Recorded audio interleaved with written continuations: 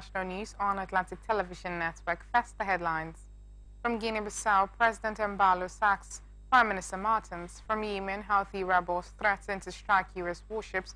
From North Korea, leader Kim Jong-un threatens use of nuclear weapons preemptively. From Russia, politician calling for peace with Ukraine registered as candidate. From United States, Defense Secretary Lloyd Austin pays unscheduled visit aircraft carrier.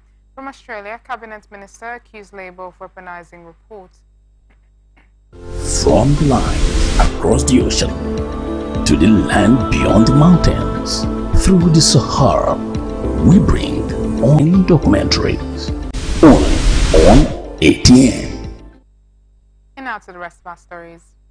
Guinea-Bissau President Umaro Sissoko Embalo has sacked Prime Minister Geraldo Martins just a week after reinstating him to the post. Mr. Martins was first appointed Prime Minister in August but lost the position earlier this month when President Embalo dissolved the government following a failed coup attempt on 1st December. The president then reappointed Mr. Martins as Prime Minister last week. A presidential decree issued on Wednesday announced that Rui Duarte de Barros, who previously served as the West African nation's transitional Prime Minister between 2012 to 2014, would replace Mr. Martins. Last month, there were clashes between two army factions in the capital Bissau while President Embalo was away at the UN's COP28 climate conference in Dubai. Mr. Embalo promised serious consequences for the perpetrators of the unrest when he termed a failed coup the second against his leadership in under 2 years. Ethiopia and Egypt said the latest round of talks over a huge, highly contentious hydroelectric dam Ethiopia has built on the Nile's main tributary again ended with no deal. The countries blamed each other after 3 days of discussions in Addis Ababa concluded on Tuesday. Egypt's Ministry of Water Resources and Irrigation said the talks were unsuccessful due to Ethiopia's persistent refusal to accept any compromise. The Ethiopian Foreign Ministry accused Egypt of putting up roadblocks in the discussion that prevented any consensus. Sudan was also a part of the negotiations. The countries have been trying to find an agreement for years over the $4 billion Grand Ethiopian Renaissance Dam, which Ethiopia began building in 2011. The dam is on the Blue Nile near the Sudan border, and Egypt fears it will have a devastating effect on its water and irrigation supply downstream unless Ethiopia takes its needs into account. The Blue Nile meets the White Nile in the Sudanese capital Khartoum and then flows onwards through Egypt. Egypt has referred to Ethiopia's dam as an existential threat, as the Arab's world's most populous country relies almost entirely on the Nile to supply water for agriculture and its more than 100 million people. Egypt is deeply concerned over how much water Ethiopia will release downstream from the dam and wants a deal to regulate that. Ethiopia is using the dam to generate electricity. The Italian government will take in 1,500 refugees and asylum seekers from Libya over the next 3 years, following an agreement with the UN's refugee agency. The latest deal is an extension of previous resettlement initiatives in which Italy evacuated 1,300 refugees and asylum seekers from Libya. Among those who have already been resettled in the previous programs include refugees and asylum seekers who had moved to Libya from other African countries. UNHCR on Wednesday said it welcomed the evacuation deal as it provided a critical lifeline for refugees and asylum seekers facing heightened protection risk. The agency added that it would work with partners to select individuals with the most critical protection needs. Italy in opening humanitarian corridors, easing pressure on host countries. The Algerian Football Federation said late Wednesday that a bus crash has killed 2 members of its League One side, Mouloudia El Bayad Yad, and that it would postpone all games scheduled for this week. The federation said the accident killed El Bayad reserve goalkeeper Zakaria Bouziani, 27, and assistant coach Khalid Mufta. Bouziani made 2 league appearances this season. It is with immense sadness that the president of the Algerian Football Federation, Walid Sadia, learned of the tragic road accident which left the club in mourning.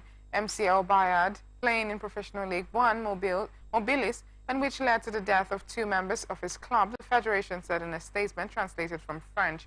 Local media said the bus carrying the team overturned in the town of Sigur in northwestern Algeria on the way to TZ Ouzou to play JSK Kabylie.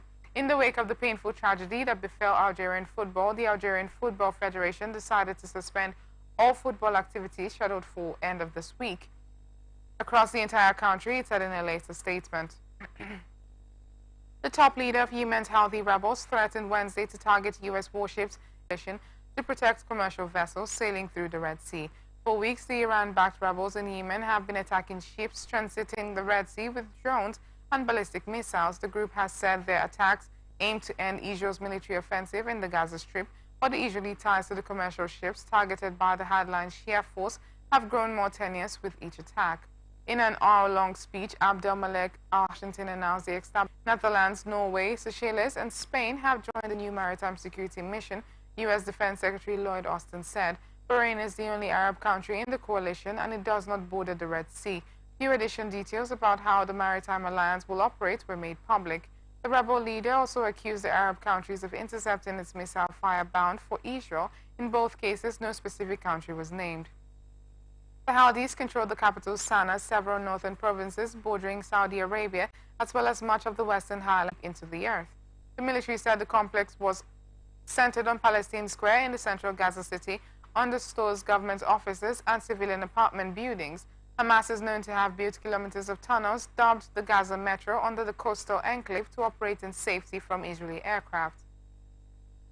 A military search dog with a body camera captured audio of 3 Israeli hostages shouting for help in Hebrew 5 days before they were mistakenly shot to death by Israeli troops, according to the Army's chief spokesman, Rear Admiral Daniel Hagari. According to new information video, the hostages can be heard shouting in Hebrew the words help, hostages, and 2 of their names, Alon and Yotam.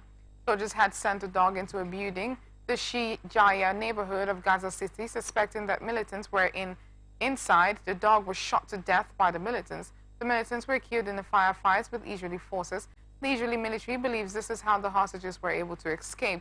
The dog's recording was not reviewed until after the hostages were killed days later, as they tried to make themselves known to Israeli forces. The hostages were shirtless and held a stick with a white cloth as they emerged Friday from a building about a kilometer from the location that had been searched by the dog. An Israeli sniper killed the first 2 hostages, and the 3rd hostage ran back into the building but was killed by other soldiers chasing him. Israel's military chief Herzi Halevi has said the shooting was against the military's rules of engagement. Irish Kaim, the mother of one of the killed hostages, released a recorded message for the military unit involved in the death of her son. I know that everything that happened is not your fault. It is the fault of... The war in Gaza has wiped out some 192,000 jobs, erasing 66% of pre-war employment in the blockaded coastal territory. That is according to new estimates released Wednesday by the UN Labor Agency and the Palestinian Central Bureau of Statistics. Ruba Jaradat, the regional director of the International Labour Organization, said Gaza's 2.3 million Palestinians face a humanitarian catastrophe of epic proportions. Gaza was already impoverished before the war. Unemployment had hovered around 50% for years as Israel and Egypt maintained a blockade of the territory. Israel said the blockade was needed to prevent Hamas from importing arms, while the Palestinians and right groups viewed it as collective punishment. The war has also hurt the economy in the Israeli-occupied West Bank. In the United States, the UN Security Council postponed voting for the 2nd day in a row on an Arab-sponsored resolution that would deliver humanitarian aid to Gaza during some form of halt in the fighting. Security Council members remain in intense negotiations Tuesday as the United States... The Sahara.